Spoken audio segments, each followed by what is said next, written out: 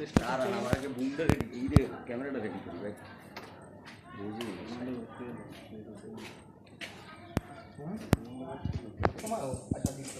এ ভাই এই আছে কি না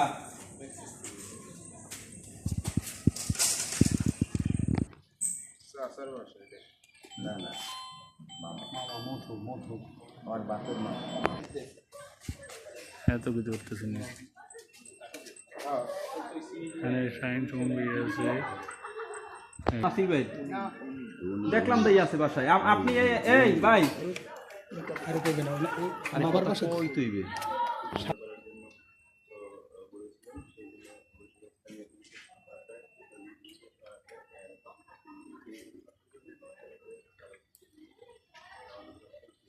সাথী